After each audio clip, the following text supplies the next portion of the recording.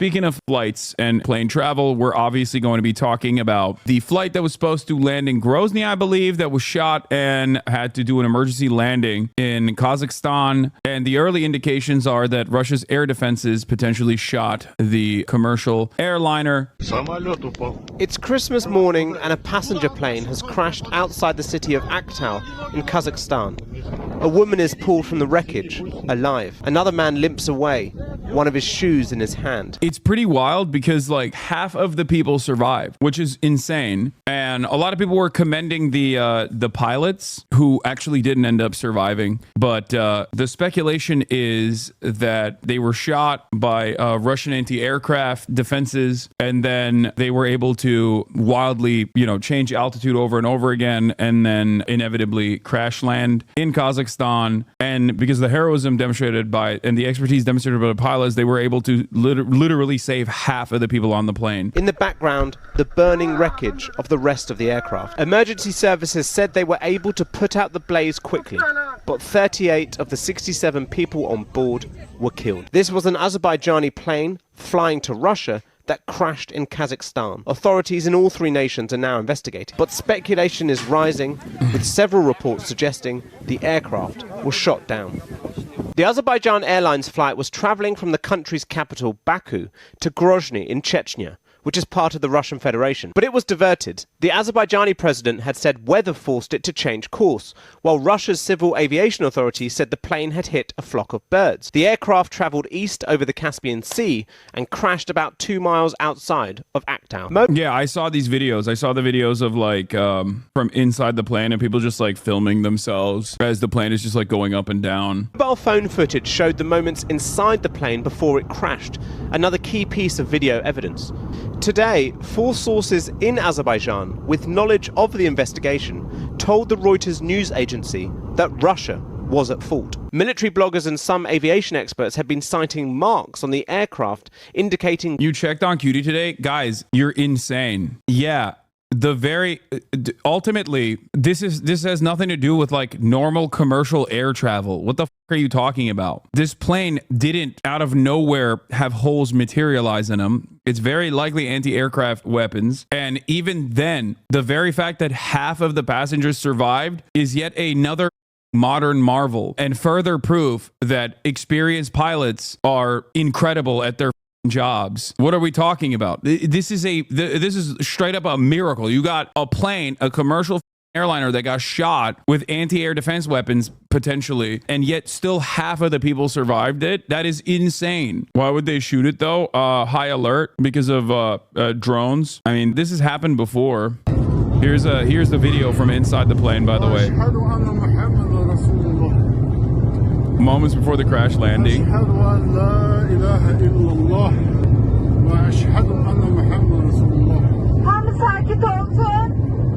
Allahu Ekber, Allahu Ekber. Qabağa 20 nəfər gəlsin.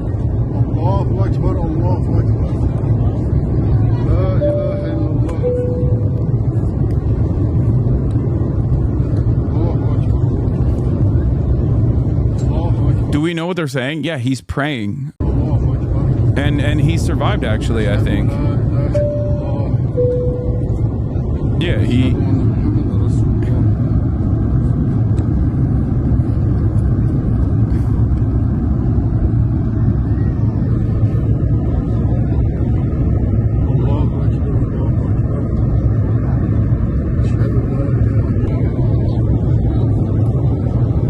It's wild, dude. It's insane.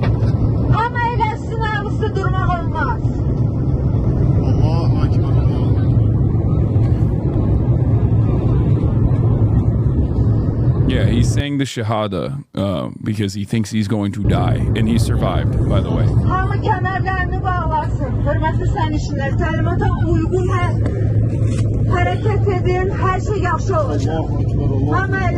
Azeri language is a Turkic language as well, so like the person speaking over the person that's like, I think she's speaking over the intercoms is literally speaking in like Azeri, and I can kind of pick up on what she's saying.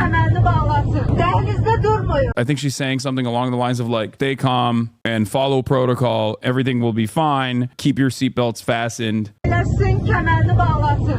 Yeah, kemerini bağlansın is a seatbelt. Yeah, she says it's dangerous to stand in the cabin. The man who filmed the video for his wife as the Azerbaijan Airlines fell from the sky miraculously survived filmed another video showing the apparent shrapnel damage. It is now suspected the plane crashed after being hit by Russian air defenses. Subkhan Rakimov, the man who filmed the video, shared footage of the damage towards the rear of the plane. Reports say Russian air defenses hit the plane thinking it was a Ukrainian drone. Only 29 people survived, or more than 29 people survived, I think. Allahu Akbar.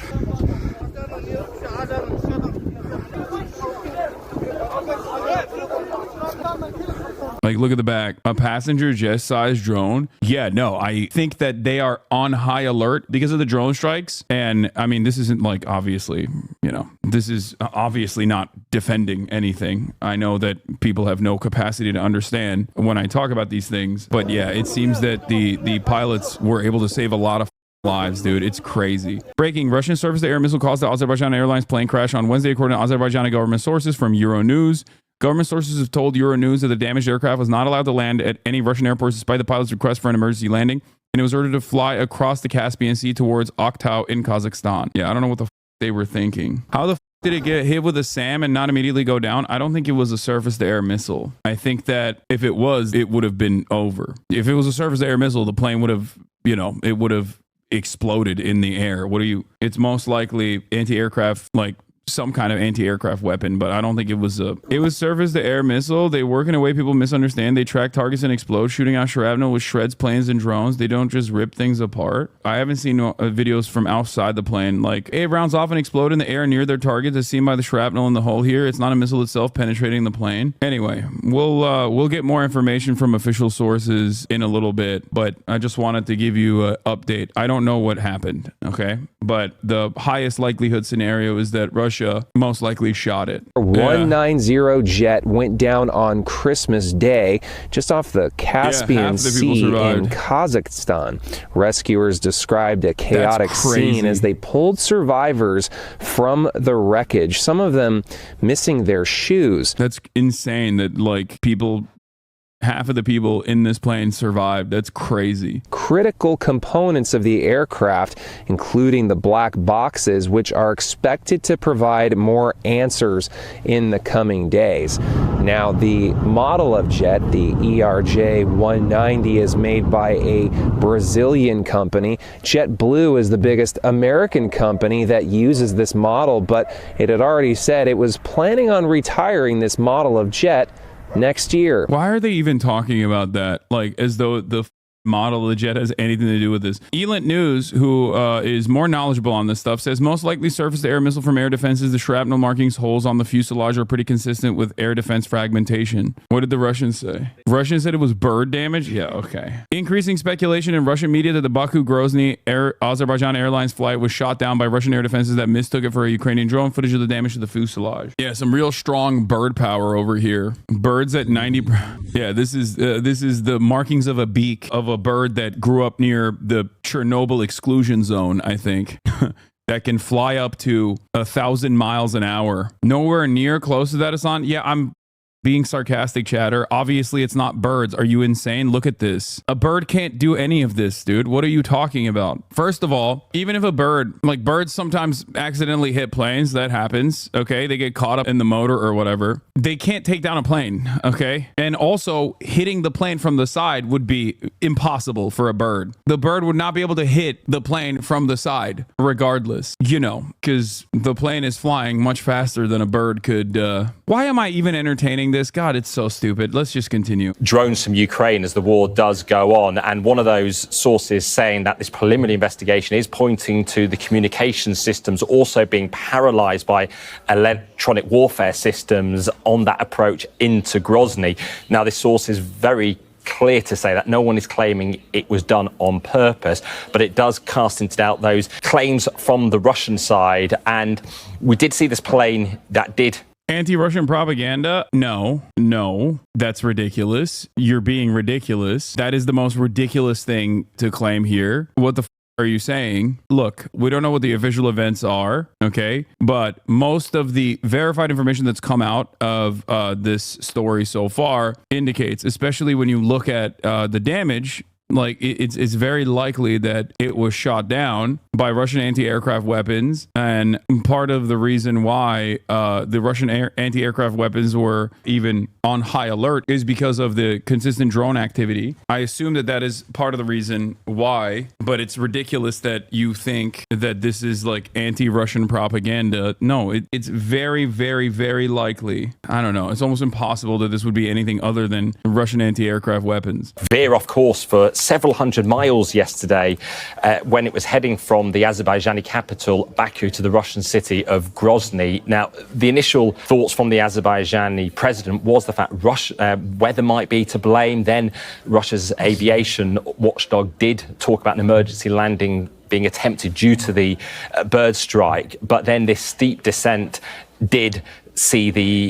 was seen before the plane did crash to the ground. Now, it has been a day of official mourning today across Azerbaijan. National flags were lowered, signals sounded from ships and trains, and a moment of silence was observed nationwide.